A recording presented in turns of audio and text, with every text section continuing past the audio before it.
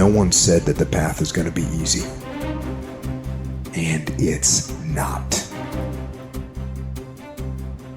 We know life is rough, and we know there will be pain, and whether that pain is at the hands of an enemy or at the hands of nature or time or disease, there will be pain.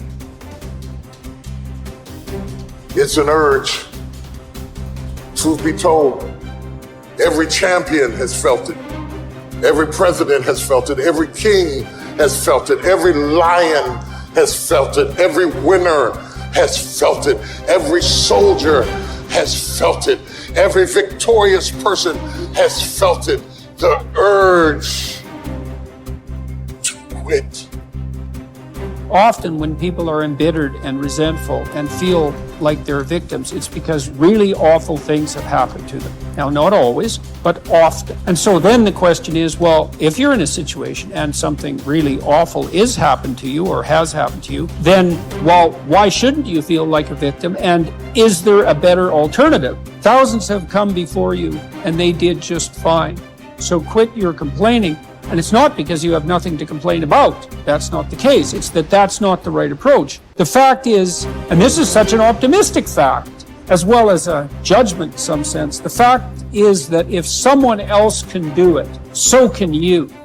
And that's something, right? If you're reading about the great heroes in history, people who are in these terrible situations, and you see someone rise to the occasion, and then you can say, well, that was a person who did that, and I'm a person, and so maybe I have that capacity too, even though I don't know how to approach it. Don't allow that inner doubt in you to tell you why you're not good enough.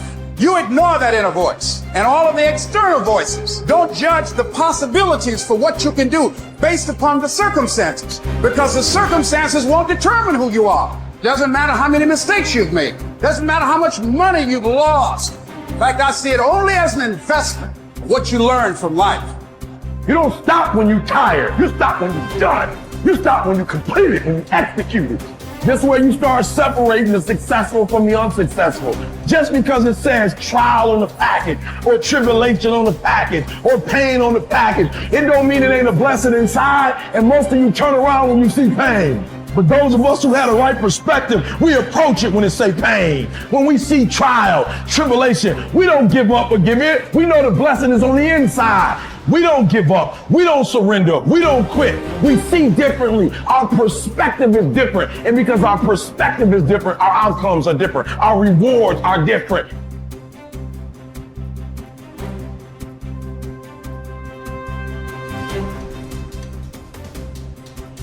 If you haven't learned something from periods of suffering, if you haven't wrung the juices of your own pain and drank them, for your own nourishment, you have wasted your experience and missed the chance to expand the capacity for being stronger the next time.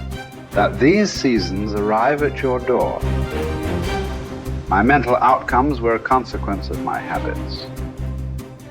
And my habits were a consequence of my choices.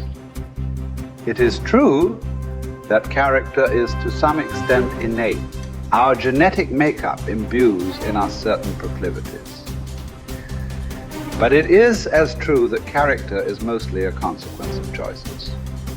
We all make them, and we should make them deliberately with the knowledge that these choices are part of our responsibility toward a purpose other than our own selfish aim.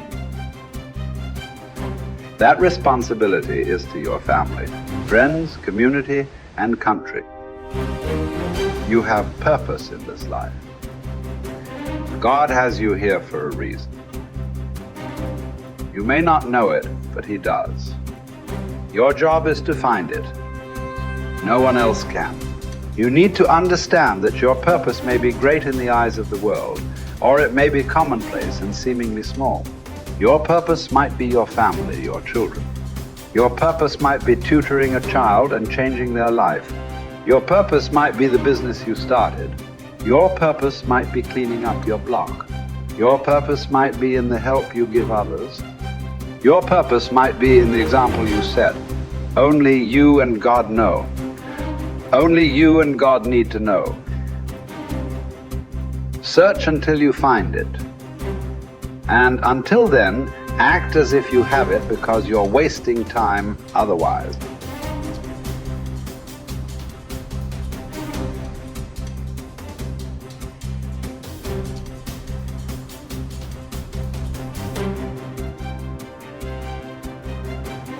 There's something in you that wouldn't allow you to stop. Dr. Howard Thurman,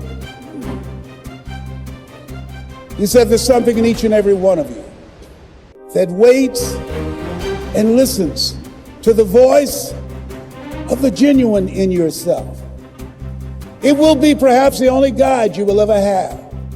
And if you cannot hear it, all of your life, your days will be spent on the ends of strings that somebody else pulls. And I say to you, the reason you showed up, even though you couldn't afford to be here, the reason you drove hundreds of miles, flew around the world, there's something in you, in your heart of hearts, that said, I'm not going to let anybody pull my strings. It said, I'm going to control my own personal economy. It said, I've got a dream I want to achieve. I want my children to have a choice of the kind of education that they want. That said, I am the captain of my ship. That said, I'm going to control my destiny. And whatever it takes, I'm willing to do the work. 1961. President John F. Kennedy had a decision to make. The decision was whether or not to call a news conference and tell the world the United States was going to go to the moon. And I submit to you that the decision to do that was very risky. And what governed his thinking is what governed your thinking when you decided, I'm going to do this. See, the technology did not exist. The answer, what will it take, did not exist. No one had ever done it before. But he made a decision. He looked at Werner von Braun, the most brilliant scientist of that day. And he said, Werner, what will it take for us to go to the moon? And he spoke 5 words. And those 5 words, I think, is what governs most entrepreneurs. Those 5 words, I think, is what give people like you the courage to pursue their dreams. Those 5 words is what I think people who are pioneers, people who are breaking new ground, make decisions on. He said, what will it take for us to go to the moon? And the response was, the will to do it. As you look at yourself, as you look at your business, what will it take for you to increase your business? The will to do it.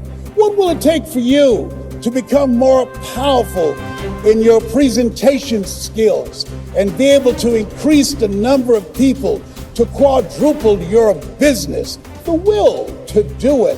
What will it take for you when others are quitting because of the rejections, when others are stopping because they just become so discouraged and they have creditors breathing down their neck and they have family members and friends telling them they're a fool? What is it that will allow you to have the mental resiliency to keep on keeping on, to keep your commitment to your commitment? The will to do it. Every time I say it and ask you a question, I want you to say the will to do it. What will it take for you to build your business?